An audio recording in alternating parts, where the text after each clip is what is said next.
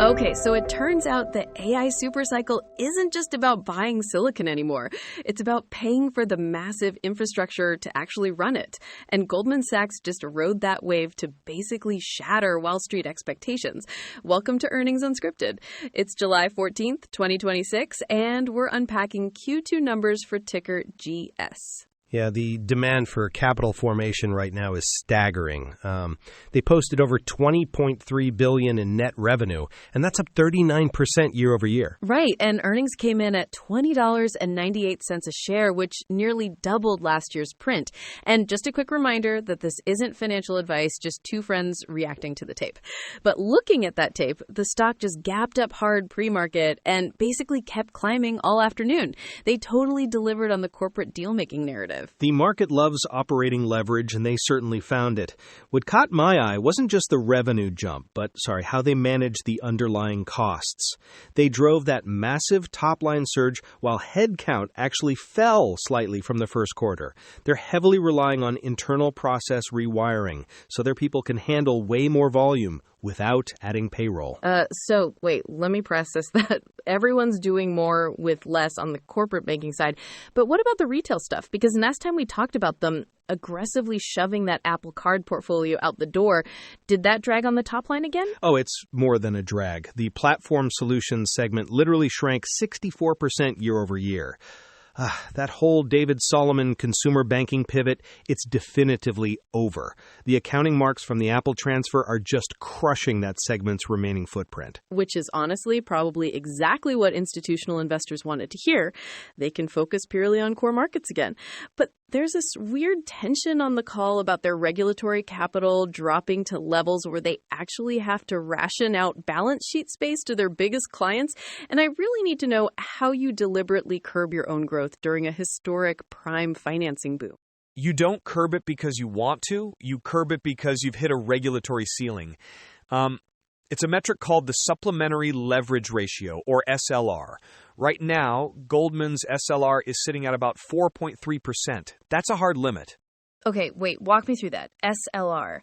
Is that basically just a cap on how much cash they're allowed to lend out to normal corporate borrowers? Not quite. Let me say that better.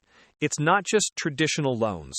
SLR measures their Tier 1 capital against their total leverage exposure, which includes all the off-balance sheet derivatives and prime financing they provide to massive funds. Right. So if a giant hedge fund in Asia wants to borrow heavily to trade the AI boom, that eats into Goldman's SLR allowance. Exactly. So when demand outpaces capacity, you do some ruthless portfolio optimization. You start dropping the low-margin clients and only rent your balance sheet to the absolute highest returning bidders, which totally explains why their equities revenue spiked so hard. They're gatekeeping their own balance sheet. Renting the balance sheet, that's such a perfectly sterile way to describe Wall Street rationing. But it makes complete sense when the market demand is this frantic. And from what I read, the demand isn't just hedge funds trading tech stocks anymore, right? The actual physical corporate capital needs are shifting. Totally. That's actually the most fascinating structural shift in this whole report. The AI trade is physically changing shape. We're way past the phase of just buying server racks. David Solomon said on the call, we are in the middle of an AI CapEx supercycle, where there are demands on financing into every single financing instrument in every region of the world. Wow. Every single instrument. So what does that actually look like on the ground? Are we talking about tech companies suddenly having to buy power plants just to keep their data centers running? Basically, yes.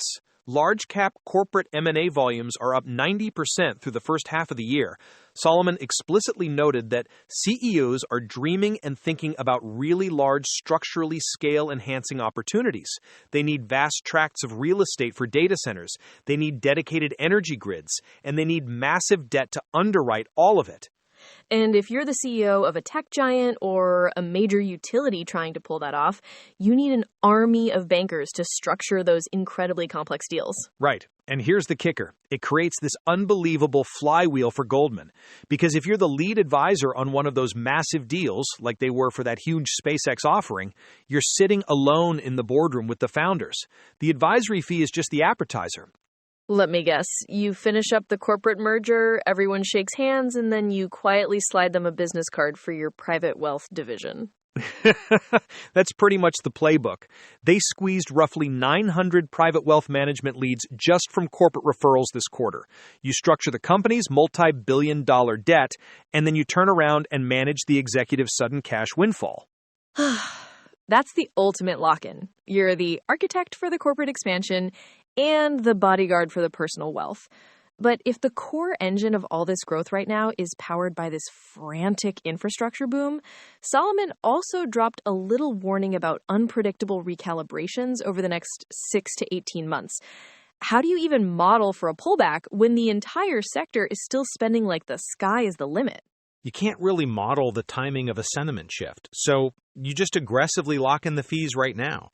The recalibration Solomon is talking about is just recognizing that building a multi-billion-dollar data center takes years, but the market reprices tech valuations in minutes. Right. So it's just the classic gap between physical reality and Wall Street expectations. They know there's going to be a digestion phase where enterprises try to figure out how to actually use and profit from all this AI power. Exactly. And management seems to agree because they're clearly guiding toward banking what they can today. The CFO noted they expect incentive fees in the third and fourth quarters to be materially higher. He said that's based on specific scheduled transactions that are already known. Which basically says the pipeline is converting to cash. And that also lines up with their alternative fundraising target, right? Because they raised that full-year guide to exceed $125 billion. Yeah, so the core institutional side is roaring ahead. Meanwhile, they projected revenues for platform solutions to just remain broadly consistent with this current baseline for the rest of the year. They're compartmentalizing the consumer bleed and letting the global market's momentum carry the firm. So essentially, their grand outlook is that the future belongs to the corporate giants. If you need power grids and private equity buyouts, call Goldman. If you need a checking account, maybe look somewhere else. Pretty much. I mean, they found their operational leverage and they remembered what they're actually good at, which is structurally engineering massive pools of capital, not building retail banking apps. Absolutely. It's a powerhouse quarter, proving that Wall Street is perfectly happy to leave Main Street behind if the advisory fees are big enough. I think that covers the landscape for Goldman this time around. Always a pleasure. See you next time. If you're enjoying these quick debriefs, feel free to hit subscribe wherever you're listening right now. And just for full transparency, this whole podcast's an AI experiment with completely synthetic voices built to turn today's massive Goldman Sachs quarter from a fresh filing into audio on the exact same day. Drop us a note with the next company you'd like us to cover by emailing earningsunscripted@datamadness.ca, or you can find our X link right in the show notes. Thanks for listening, everyone.